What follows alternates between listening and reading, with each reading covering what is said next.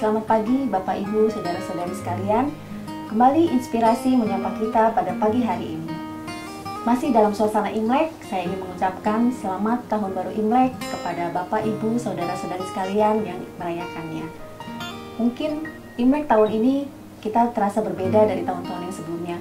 Karena tahun-tahun yang sebelumnya kita masih bisa berkumpul, bertemu, atau bersilaturahmi dengan keluarga kita maupun dengan teman-teman kita. Namun Imlek kali ini karena dalam masa pandemi kita tidak bisa bertemu ataupun berkumpul dengan keluarga kita. Namun mungkin ada dari beberapa di antara kita yang melakukan pertemuan melalui aplikasi Zoom ataupun WhatsApp Call.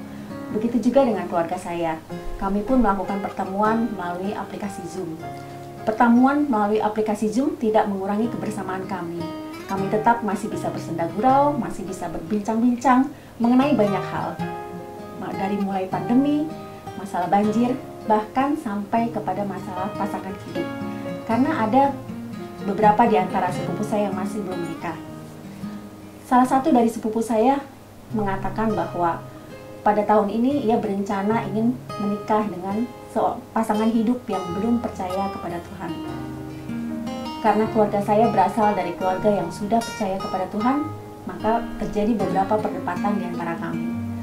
Akhirnya sepupu saya tersebut berusaha meyakinkan kami dengan mengatakan bahwa seandainya ia jadi menikah dengan seorang yang belum percaya kepada Tuhan, dia sendiri tidak akan mengingkari iman percaya dia kepada Tuhan.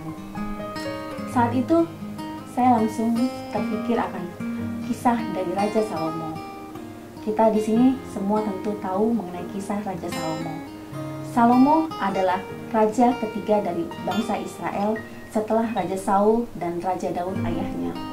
Dan Salomo merupakan raja pertama yang mendirikan bait Allah. Salomo membangun bait Allah dengan penuh kemewahan dan kemegahan. Karena Salomo sangat menghormati dan mencintai Tuhan. Maka Tuhan pun berkenan kepada Salomo. Dengan secara khusus Tuhan mendatangi Salomo untuk menawarkan kepada Salomo apa yang diinginkan oleh Salomo, maka Tuhan akan memberikannya.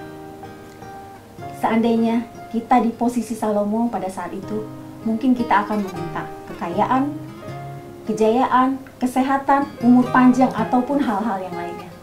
Tapi tidak dengan Salomo. Salomo hanya meminta hikmat dan kebijaksanaan agar dapat memimpin bangsa Israel. Hal ini tentu saja dianggap baik oleh Tuhan. Karena itu, selain Tuhan memberikan hikmat dan kebijaksanaan kepada Salomo, Tuhan pun melimpahkan kekayaan yang berlimpah kepada Salomo. Kekayaan Salomo sangatlah luar biasa. Salomo termasuk sebagai salah satu manusia terkaya sepanjang masa. Kekayaan Salomo bahkan jauh melebihi kekayaan Bill Gates ataupun Jack Ma yang merupakan deretan manusia terkaya pada saat ini. Setiap tahunnya, Salomo mendapatkan upeti emas sebesar 666 talenta atau sebesar 25 ton emas. Jika saya hitung dengan harga emas pada saat ini, Salomo mendapatkan upeti setiap tahunnya kira-kira sebesar 24 triliun.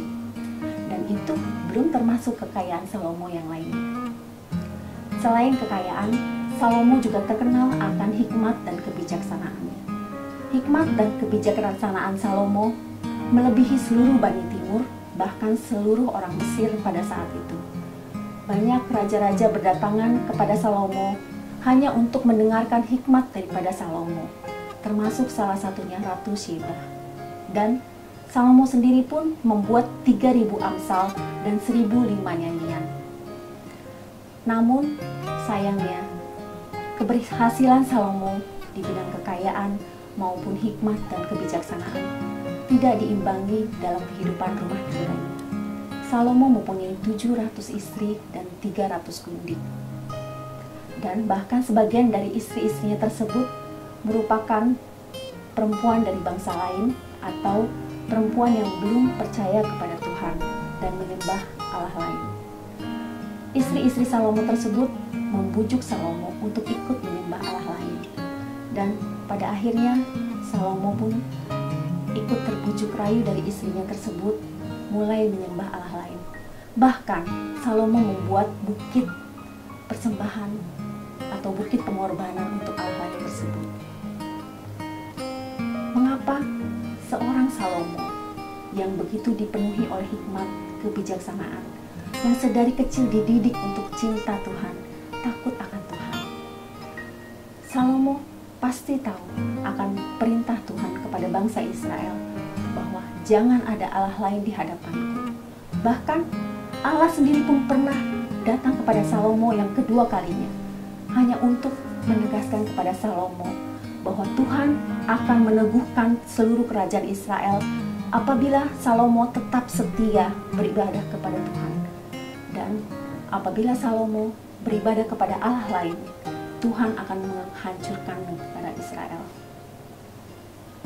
Mungkin kita di sini bisa berpikir, mengapa seorang Salomo bisa akhirnya jatuh ke dalam dosa? Semua itu karena Salomo terbujuk atau terpengaruh oleh para istrinya atau lingkungannya. Di sini kita bisa lihat betapa pentingnya lingkungan atau komunitas dalam hidup seseorang, dalam membentuk karakter seseorang, dalam mempengaruhi pola pikir seseorang. Seperti yang ditulis dalam 1 Korintus 15 ayat 33. Janganlah sesat, pergaulan buruk akan merusak kebiasaan yang baik. Apa yang dimaksud dengan pergaulan yang baik? Pergaulan yang baik itu bukan berarti bahwa kita tidak berteman dengan pencuri, perampok, bahkan pembunuh. Bukan seperti itu.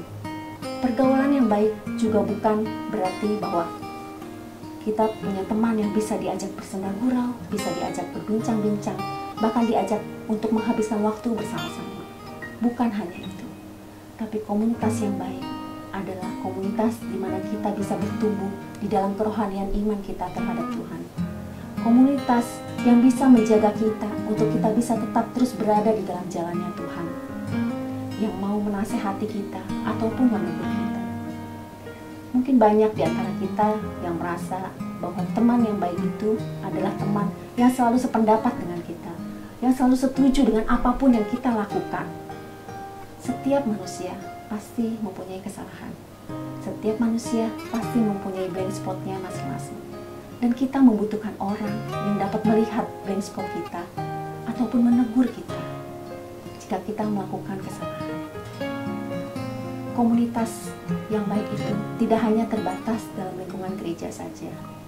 Kita juga bisa mendapatkan komunitas yang baik di tengah-tengah rekan sekerja kita, keluarga kita, atau bahkan pasangan hidup kita.